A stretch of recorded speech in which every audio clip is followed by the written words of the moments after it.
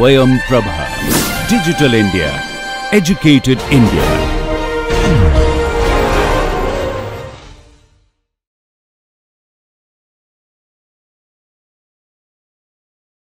Now G is holomorphic, and a minus 1, how do you compute a minus 1 from Gz?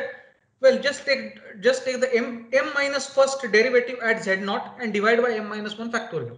If I take this m minus 1 first derivative of G, then lower terms go away. The higher terms don't go away, but they go away once I substitute z0. So when I substitute z minus z0, because the higher terms, when I differentiate m minus 1 times, there will be still a z minus z0 power remaining. So when I substitute z equal to z0, those terms also go away. The only thing you are left with is a minus 1, except that there is a factor of m minus 1 factorial, which you have to divide. So a minus 1 becomes m minus first derivative of G at z0 upon m minus 1 factorial. So you can compute the residue of f if you know the order of pole. What you need to know is the order of pole. So m has to be known. If you know the order of pole, then you just multiply by z minus z0 to the power m, differentiate it m minus 1 times, divide by m minus 1 factorial. Just a mechanical computation from there. Any doubts? Sir, if the Laurent, the principal part of the Laurent expansion is 0 for an removable singularity, that means that you can write it as f of z is equal to a plus as a normal Taylor expansion. Yeah. But didn't we say that since there's a singularity there, it is not holomorphic at that point? So no, if it's a removable singularity, it does become holomorphic by assigning a certain value at that point. If it's a removable singularity, then limit of fz as z tends to z0 exists. Whatever that limit is, say L. So you simply define f of z0 to be equal to L. And by doing that, f becomes holomorphic. Okay, so the Taylor expansion, when you substitute z0, you will get L in it. L is the limit. Yeah. If I'm saying if it's removable, then the limit will exist, right? Limit fz as z tends to z0 will exist. If you call that limit L, then you can make f and you can make it a holomorphic function at z0 by defining f of z0 to be equal to L, and outside z0 anyway it is holomorphic. So simply prescribe the value L at z0, and that makes it into a holomorphic function, and then the Laurent series will coincide with the Taylor series. Yeah. Yes, I got it. Yeah, so it's all fairly simple, and sort of everything is sort of nicely related to. I mean, the whole subject is very, I would say, very neat and simple. I mean, all concepts sort of get interrelated nicely. So let us see some examples now. So find the Laurent series expansion of 1 upon z minus 1 times z minus 2 in the annulus 1 less than mod z less than 2. So I can write 1 upon z minus 1 times z minus 2 as 1 upon z minus 2 minus 1 upon z minus 1. So for the first term, 1 upon z minus 2, I can write it as, so the idea always at the back of our minds should be to rewrite the function in such a way that it becomes amenable to using the geometric series. Yeah. So in this case, in this range, so if I take the first function 1 upon z minus 2, and I'm in this range 1 less than mod z less than 2, then I should write it as 1 minus half times 1 upon 1 minus z by 2. And this mod of z by 2 has modulus less than 1. So I can expand it using geometric series. And so I get minus half times summation z by 2 raised to n. N goes from 0 to infinity. And for the second term, I'll rearrange it differently. 1 upon z minus 1, I will write it as 1 upon z times 1 upon 1 minus 1 by z. And 1 upon 1 minus, now 1 by z has modulus bigger than, sorry, z has modulus bigger than 1. So 1 by z has modulus less than 1. So 1 upon 1 minus 1 by z can be written as summation 1 upon z raised to n. N goes from whatever, 0 to infinity. And you have a 1 by z outside. So it becomes summation 1 upon z raised to n. N goes from 1 to infinity. And put the two together. So subtract the two, and you get the desired Laurent series expansion. Sir? Yeah. Can't we do the expansion of the second term as like we did in the first term, like just taking the -1 common, so 1 by 1 minus z. 1 upon, say it again, how will you expand it? 1 upon? No, the second term you took 1 by z common. What Yeah. if we just take -1 common? Then it will be 1 by 1 minus. Yeah, but how does that help? I mean, it will be -1 upon 1 minus z, right? But z has modulus bigger than 1. You can't expand. You want to write it as 1 upon 1 minus something, but that something has modulus less than 1. Oh yeah. Sorry, I forgot. Yeah. Yeah. Okay, so this was one example. Determine the Laurent series of e raised to 1 by z around the point 0. So this is even simpler. Take e raised to z. This is summation 1 over n factorial 1 upon z raised to n from 0 to infinity. So this is summation minus infinity to 0 z raised to n upon sorry. Sir? Yeah. Sir, could you Yeah. take the previous example once? Would I what? Take the previous example. Yeah. Sir, in this, if we see that expansion of z about 1, the second term which we see, Yeah. there are infinitely many terms, right? Yeah. So like we told that for a pole we have finitely many terms. Yeah. Right. You see, no. See, that is no. You see, the point is that is when see here. This is expansion around. Notice that see. Okay, good point. Okay. See, this is expansion around z equal to 0, right? Yes, sir. Yeah. So I'm saying if but 0 is not a singularity. 0 is a removable singularity. Since you are expanding around 0, you are having these infinitely many terms. If you are expanding, that statement was when you are expanding around a singularity. So we should expand this around z equals 1 to Something like that. Yeah. Then yeah, 1 or 2. Yeah. So since you are expanding around 0, but what you are expanding is not a holomorphic function. It's only holomorphic in a certain region, namely the annulus. Therefore, you have positive and negative terms. Yeah. So how do we expand that about 1? Like if we set just do something similar, right? I mean, just modify this idea. You'll write it as 1 upon z minus 1 has already been expanded. This is the second term, and then you will write this as 1 upon z minus 1 minus 1. Yeah, so you will have so just write this 1 upon z minus 2 as 1 upon z minus 1 minus 1. So minus 1 upon yes sorry. sir, got it. Yeah, just some manipulation. Yeah. So this is simple. In this case, there are only negative powers. So sorry, I've written a minus n factorial, but minus n factorial doesn't make sense. It should be why I have. Oh yeah. No, sorry, it is correct. It is summation z raised to n by minus n factorial. N now goes from minus infinity to 0. So this is Laurent series of e raised to 1 by z around the point 0. So let's take one more example. Determine the Laurent series of sine of 1 by z minus 1 in the range 1 less than mod z less than 2. So sine of 1 upon z minus 1 is sine of 1 upon z times 1 minus 1 by z. So which is sine of 1 by z. So your mod z is bigger than 1. So again, you can take the geometric series for 1 upon 1 minus 1 by z. So, and you have a 1 by z outside. So it will be 1 by z plus 1 by z square plus 1 by z cube, etc. Sine of this term. And this is 1 by z plus 1 by z square plus 1 by z cube minus 1 upon 3 factorial times the cube of the same thing plus 1 upon 5 factorial, the fifth power of the same thing, and so on.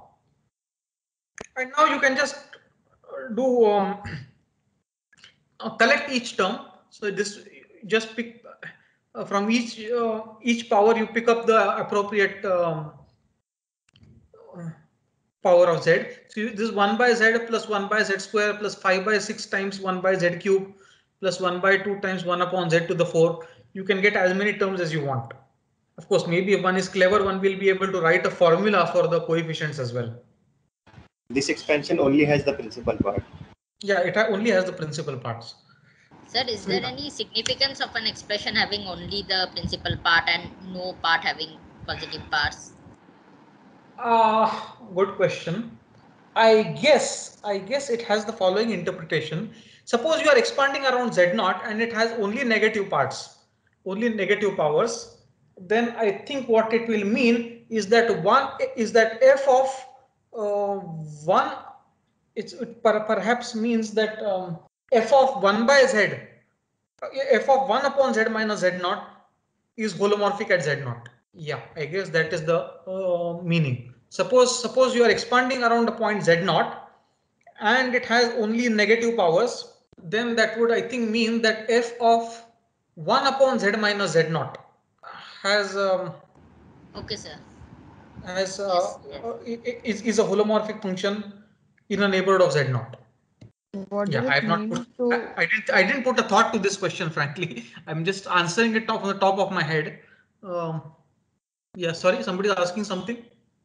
Sir, what does it exactly mean to expand a series in the range of something? Like we generally expand around a point, about a point, right? Yeah, but here also you are expanding around the point. You are expanding around the point zero. Yeah, so yeah, maybe I should say we are expanding around the point zero, but this expansion is working in this range. Okay, sir. Yeah, yeah. In the three examples we have discussed, we are expanding around z equal to 0. Maybe in one more example that I have discussing, we will expand around some other point.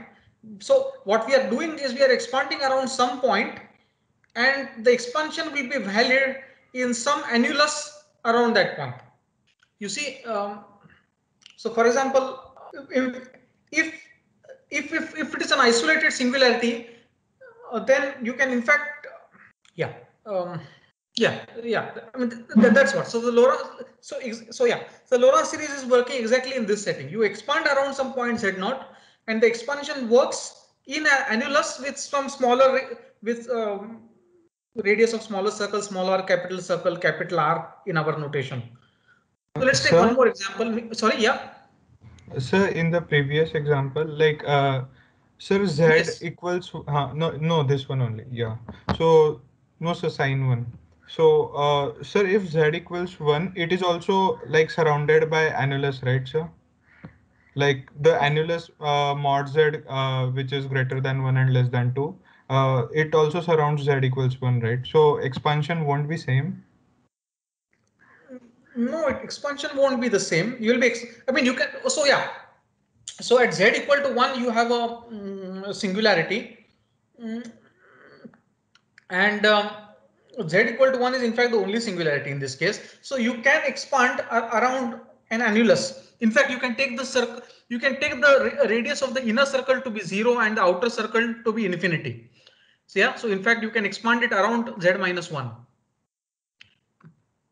But that expansion is exactly what is sort of staring at us, because it will just be 1 upon z minus 1 minus 1 upon 3 factorials 1 upon z minus 1 cube plus 1 upon 5 factorial 1 upon z minus 1 raised to the power 5 and so on. So that will be the expansion around z equal to 1. Just take the expansion of sign, and instead of the variable you put 1 upon z minus 1. That will be that is going to be the expansion around z equal to 1. Oh, yes, I get it. So now let's expand around some other points. So determine the Laurent series of fz equal to 1 upon z plus 2 around z equal to 1. So z equal to 1 is not a singular point, the singularity. So the given function has a pole at minus 2. So we will break up the Laurent series into we'll break up the Laurent series computations for the regions mod of z minus 1 less than 3 and the region mod of z minus 1 greater than 3. So we will do the computations separately for both these regions. So in the region mod of z minus 1 less than 3, the Laurent series will coincide with the Taylor series since the function is holomorphic there. So So let's take this region. So for the region mod of z minus 1 less than 3, write fz as 1 upon 3 plus z minus 1. So which is 1 upon 3 times 1 upon 1 plus z minus 1 by 3. And since mod of z minus 1 is less than 3, again we can expand this into a geometric series and get fz equal to summation minus 1 raised to n z minus 1 raised to the power n upon 3 raised to n plus 1. And 3 raised to n plus 1 because there is already a 1 by 3 outside. So this is the expansion that works in this range. And for the region mod of z minus 1 bigger than 3, you write f differently. Write f as 1 upon 3 plus z minus 1, which is 1 upon z minus 1 into 1 upon 1 plus 3 by z minus 1, which is 1 upon z minus 1 into, now 3 upon z minus 1 has modulus less than 1 because we are now in the range mod of z minus 1 bigger than 3. So mod of 3 upon z minus 1 is less than 1. So when you write fz as 1 upon z minus 1 times 1 upon 1 plus 3 by z minus 1, this is 1 upon z minus 1 times again this geometric sum. This is geometric series. So this is summation minus 1 raised to n, 3 raised to n upon z minus 1 raised to n plus 1. So I'll just keep this for a minute. Sir, once again, can you explain the splitting part? Why mod of z minus 1 less than 3 and that splitting part? Yeah, see this whole business, as we said, it works in a certain annulus, right? So when you expand around 1, there is one annulus with sort of, see, the LoRa series is going to work in a certain annulus centered at z equal to 1, right? That annulus should not contain the pole of the function. Now the function has only one pole, which is at minus 2. So if you want to make this work, one of your annulus has to be sort of inside the circle of radius 3 around z equal to 1, so that you are away from the pole, and the other one can be the circle of radius bigger than 3, again to avoid the pole minus 2. You see, that is what is happening. You don't want to have any pole on the inner, or I mean you in the region on which you are expanding, you don't want the function to have any pole. So that's why we are breaking it up into these two regions. Yeah, is this clear? Does it make sense? Yes, sir. Like we are trying to exclude that point. Yeah, you want to exclude that point minus 2. Minus 2 is at distance 3 from 1. Therefore, you are breaking it up into two cases: mod of z minus 1 less than 3 and mod of z minus 1 bigger than 3. So suppose there was one singularity at distance 3 and another singularity at distance 5, then you would have broken it up into three regions. First annulus would be exactly this, mod of z minus 1 less than 3. Second would be the annulus from between mods, would be the annulus 3 less than mod z minus 1 less than 5. And the third region would be mod of z minus 1 bigger than 5. Yes, sir. Yeah, okay. So today's discussion was a bit shorter, I guess. I have only this much to say today. What about the values that lie on the circle mod of z minus 1 is equal to 3 but not minus 2? So does that mean that the LoRa series expansion around z equal to 1 does not take those values? I'm sorry, you'll just have to say it again once. So yeah, can you say it again? The values that lie on the circle z minus 1 is equal to mod z minus 1 is equal to 3 but not minus 2. Yeah. So do we say that the LoRa series expansion of f of z around z equal to 1 does not take those values? Yeah, so you will not be able to use the LoRa series yeah, that's right. I mean, yeah, that's correct. At those points, the value of the function will not be given by the LoRa series.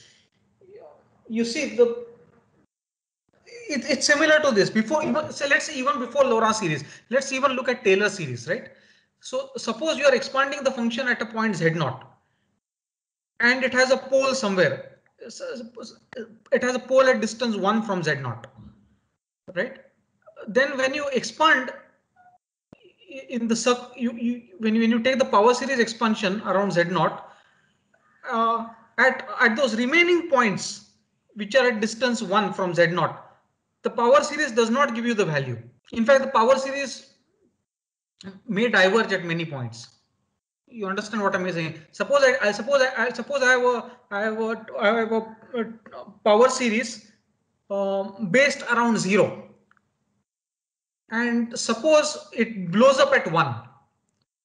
Then this power series cannot be used to determine the values on the remaining points on the circle of radius 1. Okay. So I'll stop the recording.